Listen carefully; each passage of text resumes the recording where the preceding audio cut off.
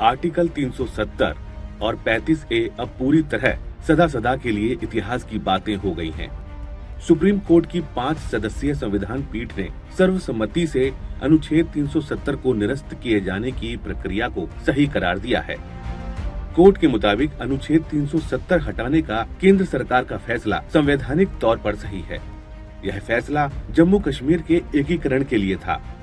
अपना निर्णय सुनाते हुए कोर्ट ने माना है कि जम्मू कश्मीर राज्य की कोई आंतरिक संप्रभुता नहीं थी और भारतीय संविधान को जम्मू कश्मीर राज्य में लागू करने के लिए राज्य सरकार की सहमति की आवश्यकता नहीं थी। अनुच्छेद 370 एक अस्थायी प्रावधान था। विलय पत्र और उद्घोषणा दिनांक 25 नवंबर 1949 पर हस्ताक्षर के बाद जम्मू कश्मीर संप्रभुता का कोई तत्व बरकरार नहीं रखता है। अनुच्छेद 370(3) के तहत राष्ट्रपति द्वारा शक्ति का प्रयोग भारतीय संविधान को उसकी संपूर्णता में लागू करना था। यह कदम केवल देश के बाकी हिस्सों के साथ जम्मू कश्मीर राज्य के संवैधानिक एकीकरण की प्रक्रिया को पूरा करने के लिए था। सुप्रीम कोर्ट ने मानवाधिकार उल्लंघनों की जांच के लिए सत्य एवं सुलह आयोग के गठन की भी सिफारिश की है। लद्दाख और जम्मू कश्मीर को अलग अलग केंद्र शासित प्रदेश बनाए जाने को लेकर भी जजों ने टिप्पणी की है। 370 पर फैसला सुनाते हुए CJI ने कहा कि भारत की संसद को यह अधिकार है कि वह जम्मू कश्मीर और लद्दाख को अलग अलग केंद्र शासित प्रदेश बना सके। अनुच्छेद 3A के मद्देनजर लद्दाख को केंद्र शासित प्रदेश बनाने के फैसले की वैधता को बरकरार रखते हैं। यह अनुच्छेद भारत की संसद को किसी भी राज्य से एक क्षेत्र को अलग करके केंद्र शासित प्रदेश बनाने की अनुमति देता है। अनुच्छेद 370 से जम्मू कश्मीर को पूरी तरह आजादी मिल गई है। जम्मू कश्मीर पर इसे थोपने का षड्यंत्र शेख अब्दुल्ला और नेहरू ने किया था। अनुच्छेद 370 को लागू करने के लिए शेख अब्दुल्ला ने सबसे पहले मांग की थी। उन्होंने इस मामले में 3 जनवरी 1949 को सरदार पटेल को एक पत्र लिखा। सरदार पटेल ने इसे मानने से साफ इनकार कर दिया।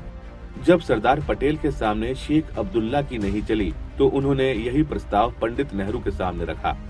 शेख अब्दुल्ला ने 14 अप्रैल 1949 को स्कॉट्समैन के पत्रकार माइकल डेविडसन को इंटरव्यू देकर जम्मू कश्मीर के विभाजन की मांग की।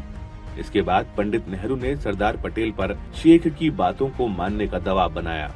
लेकिन जब सरदार असरदार बने रहे तो मई 1949 में पंडित नेहरू जम्मू कश्मीर चले गए और शेख अब्दुल्ला के साथ कई सारे समझौते कर डाले। इसकी भनक तक सरदार पटेल को नहीं लगी। अनुच्छेद 370 को लेकर ड्राफ्ट गोपाल स्वामी अयंगर और शेख अब्दुल्ला ने मिलकर तैयार किया। लेकिन जब इसके बारे में सरदार वल्लभ भाई पटेल को बताया गया तो उन्होंने इसे मानने से साफ इनकार कर दिया। सरदार पटेल के हस्तक्षेप के बाद इसका एक नया मसौदा तैयार किया गया, लेकिन उसे शेख ने मानने से इनकार कर दिया। इसके बाद अयंगर ने कुछ परिवर्तनों के साथ इसे फिर से शेख को भेजा, लेकिन इस बार सरदार पटेल ने इसे मानने से इनकार कर दिया। इसके बाद इसमें आखिरी परिवर्तन कर 17 अक्टूबर 1949 को संविधान सभा में पेश किया गया। शेख ने इसका विरोध किया और अयंगर को पत्र लिखकर संविधान सभा से इस्तीफा देने की धमकी दी।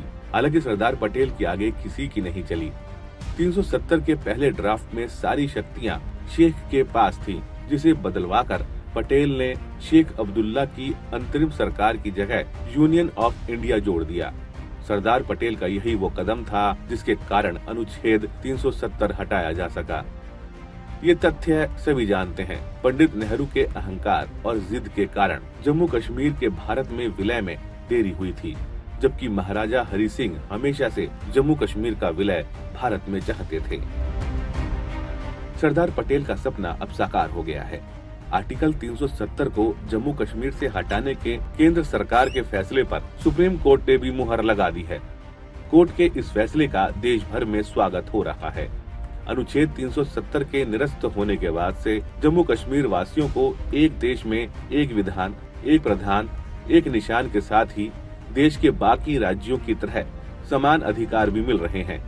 नया जम्मू कश्मीर चहुमुखी विकास के पथ पर लगातार अग्रसर है।